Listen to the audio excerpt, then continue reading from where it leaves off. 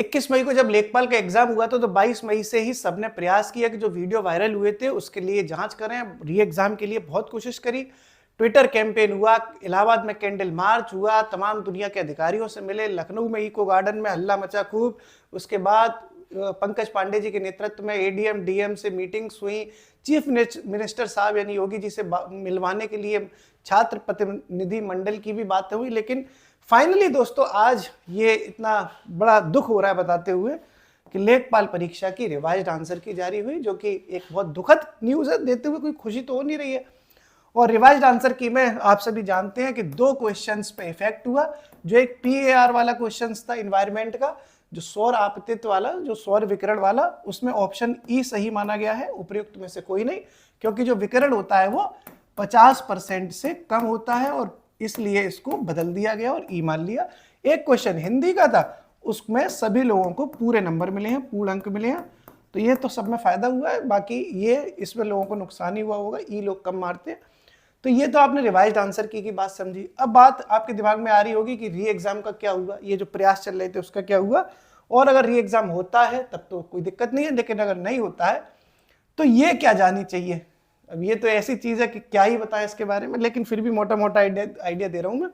देखो सीधी सीधी बात है दोस्तों, री एग्जाम का जो गेम है आप सभी जानते हैं, बड़े स्तर पर प्रयास हुए और फाइनली कोई सफलता नहीं मिली, कहीं से नहीं मिली।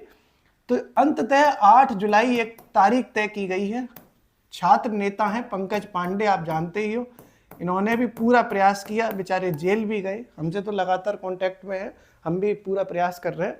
तो पंकज पांडे भैया ने 8 जुलाई को इलाहाबाद में, प्रयागराज में लेखपाल परीक्षा के लिए बहुत बड़ा कॉल किया है, सभी लोगों से आग्रह किया है कि वो इलाहाबाद की धरती पे आए और एक बड़ा मूवमेंट हो सिस्टम के खिलाफ, कमीशन के अगेंस्ट, कि वो जो लेखपाल में जो गड़बड़ियां हुई थी उस पर कुछ भी एक्शन नहीं लिया गया, वीडियो की जांच तक नहीं कराई गई। तो वो सब चीज़ों के लिए एक बड़ी मांग, बड़ी डिमांड है, वो 8 जुलाई को रखा गया है। यहाँ आपकी संख्या बल कितना आएगा, कितने लोग, हजारों लोग उपस्थित हो पाते हैं कि नहीं हो पाते, उसके आधार पर तय होगा कि सिस्टम एडमिनिस्ट्रेशन, प्रशासन, कमीशन क्या डिसीजन लेगा।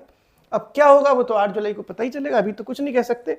मान के चलो दोस्तों कि अगर री एग्जाम नहीं हुआ, जिसकी उम्मीदें लग रही हैं कि अब एग्जाम शायद होगा कि नहीं होगा, मुश्किल सा ही लग रहा है, अब इतने महीना हो गया, 1-1.5 महीना हो गया, तो कट ऑफ क्या रहनी चाहिए। अब ये एक ऐसी चीज है जिसमें मैं कभी इस तरह के वीडियो नहीं बनाता कि कट ऑफ बट ऑफ के लेके, लेकिन बहुत मतलब एक अंदर से मैं लेखपाल से जुड़ा हुआ था बहुत इस परीक्षा को लेके। तो 2 चीजें हैं दोस्तों कि एक कट ऑफ कितनी जानी चाहिए और कितनी जाएगी, ये 2 अलग अलग चीजें होती हैं। एक तो होता है कितनी जानी चाहिए, एक लगता है कि कितनी चली जाएगी। तो चली जाएगी इस पर कोई कुछ नहीं कह सकता कि अब पता नहीं क्या था इस पेपर में, इसमें तो वीडियो भी ऐसे उल्टे सीधे आए थे, और होमगार्ड में आपने देखा ही कि कितनी चली गई। तो वो कितनी जाएगी वो तो बात की बात है। अभी मैं आपको दोस्तों अपने एक्सपीरियंस से बता रहा हूं कि पूरे उत्तर प्रदेश में लेखपाल परीक्षा के का जो लेवल था, उस लेवल को देखते हुए 46 डिग्री टेम्परेचर, 45 डिग्री टेम्परेचर, उस धूप में, गर्मी, भीषण गर्मी में एग्जाम दिया। लेखपाल की परीक्षा से लगातार 3 दिन पहले तक BTC यानी DLED के भी एग्जाम थे, तो कई बच्चे उससे भी प्रभावित थे। तो कुल मिलाकर पूरे उत्तर प्रदेश में लोग 250 लोग ऐसे होंगे, मात्र 250 ही ऐसे होंगे जिनके इस पेपर में 70 से ज्यादा नंबर आ रहे होंगे। पूरे यूपी में ऐसे लड़कों की संख्या, ऐसे लड़के लड़कियों की संख्या जो है 250 से ज्यादा नहीं होगी जिनके नंबर 70 से ज्यादा हों। जो 1000 लड़के के आसपास होंगे, मुझे ऐसा लगता है इससे ज्यादा नहीं होंगे। पेपर बहुत खतरनाक था, अपोलो 11, अब्दुल गफ्फार, सबके ही गलत हुए। ऊपर से कंप्यूटर और यूपी स्पेशल धमाकेदार था। इन्वायरमेंट के 5-6 क्वेश्चन में तो हवा नहीं लगी लोगों को, ऊपर से नेगेटिव मार्किंग भी है। तो ऐसे लोग 1000 से ज्यादा नहीं होंगे जिनके नंबर 65 से 70 के बीच में होंगे, 1000 से कम ही होंगे पूरे यूपी में, क्योंकि पूरी वैकेंसी जो है इसमें 7994 है।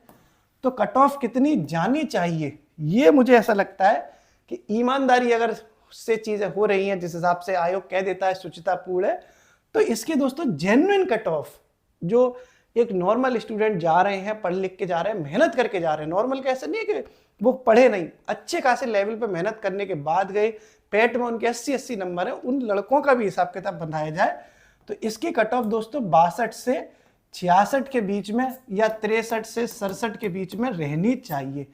इससे ज़्यादा कट ऑफ नहीं जानी चाहिए। अगर इससे ज़्यादा कट ऑफ चली गई तो ये यकीन हो जाएगा कि जो वो वीडियो वायरल हुए थे ना, वो कहीं ना कहीं सच थे, क्योंकि किसी की इतनी हैसियत नहीं है कि 7,994 लोग जो है 70 से ज़्यादा नंबर ले आए।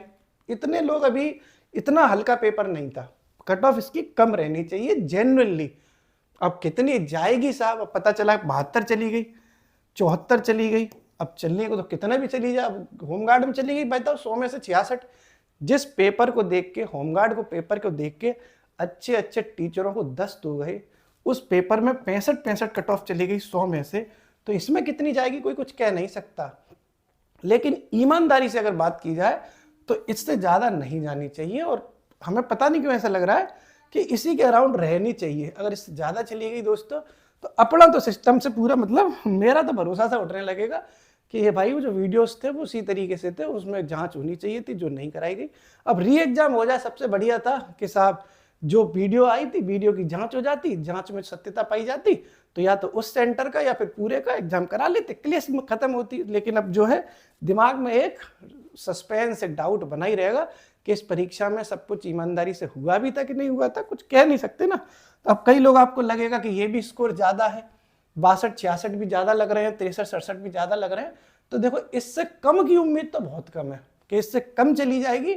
इससे कम की उम्मीद तो हमें नहीं लग रही। हमें तो लग रहा है या तो इसके बीच में रहेगी या इससे हल्की एक आध नंबर ज़्यादा भले ही चली जाए। वैसे ज़्यादा नहीं जानी चाहिए, इतने के बीच में ही रहनी चाहिए। बाकी दोस्त कितनी जाएगी कोई पता थोड़े नहीं है। ये एक ऐसा विषय है जिसमें सब लोगों की अलग अलग मत होते हैं, आपके भी अलग अलग मत होंगे। जो लोग सहमत होते हैं वो लोग ओके कर देते हैं, जो लोग सहमत नहीं होते वो उल्टा सीधा लिख सकते हैं। सबके लिए कमेंट सेक्शन खुला ही रहता है। अब जो होना था वो 8 जुलाई को तय होगा। जितनी भीड़ इकट्ठी होगी इलाहाबाद में उस आधार पर हो सकता है कि एडमिनिस्ट्रेशन कुछ सीरियस डिसीजन ले ले। बाकी जो होगा देखा जाएगा। आपके सामने हकीकत रख दी है साहब। शुक्रिया।